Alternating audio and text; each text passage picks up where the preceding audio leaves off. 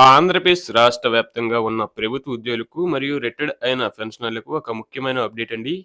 ఇప్పటివరకు ప్రభుత్వం విడుదల చేసిన పెండింగ్ అరియర్స్ లిస్టు మరియు బకాయిల చెల్లింపులకు సంబంధించిన పూర్తి వివరాలను క్షుణ్ణంగా తెలుసుకుందాం. ముందుగా ఆంధ్రప్రదేశ్ ప్రభుత్వం తన ఉద్యోగులకు మరియు పెన్షనర్లకు పెండింగ్ బిల్లులను ఎన్నిసార్లు విడుదల చేసింది, ఒక్కోసారి ఎంత మొత్తం జమ చేసింది అనే వివరాలను పరిశీలిద్దాం. ఇక 2025-26 ఆర్థిక సంవత్సరానికి సంబంధించి ప్రభుత్వం ఒక ప్రణాళికాబద్ధంగా చెల్లింపులు చేపట్టింది.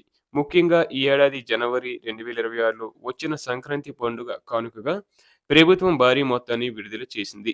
ఆ సమయంలో ప్రభుత్వం మొత్తం 2,653 కోట్ల రూపాయలను విడుదల చేసింది. ఇది ఉద్యోగులకు పెద్ద ఊరటనిచ్చింది.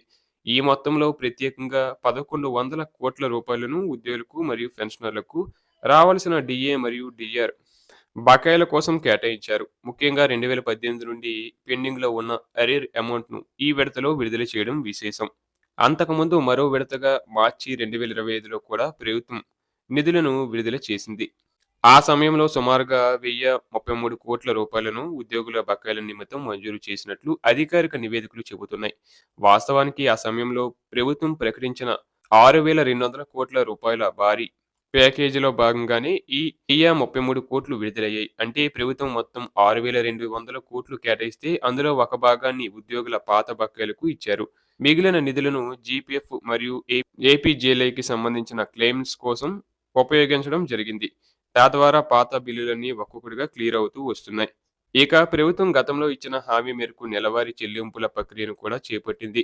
2025 సంవత్సరం నుండి ప్రభుత్వం ప్రతి నెల సుమారు 700 కోట్ల రూపాయల చొప్పున పెండింగ్ బిల్లుల కోసం ప్రత్యేకంగా కేటాయిస్తామని ప్రకటించింది. ఆ విధంగా ప్రభుత్వం క్రమం తప్పకుండా ప్రతి నెల నిధులు విడుదల చేస్తూ పెండింగ్ బిల్లులను క్లియర్ చేస్తూ వస్తుంది.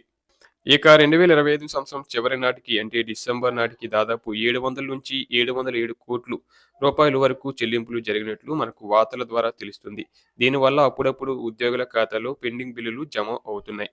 ఇది వారికి కొంత ఊరటనిచ్చే అంశం. అయితే ఇప్పటికీ బకాయిలు భారీగానే ఉన్నాయని ఉద్యోగ సంఘాలు పేర్కొంటున్నాయి.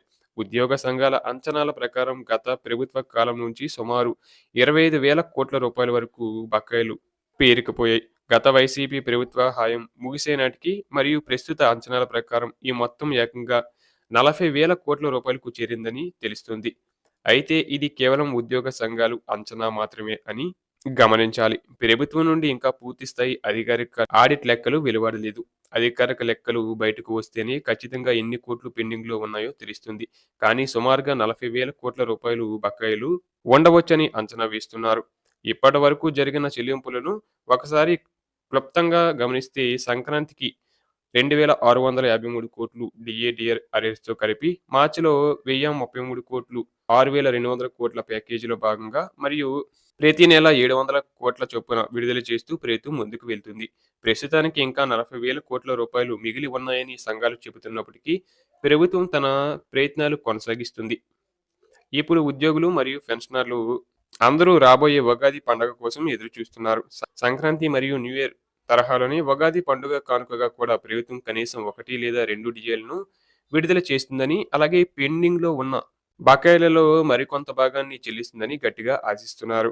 ప్రభుత్వం ఉగాది నాటికి ఏ మేర నిర్ణయం తీసుకుంటుంది, ఎన్ని పెండింగ్ బిల్లులను క్లియర్ చేస్తుంది అనేది మనకు త్వరలోనే తెలుస్తుంది.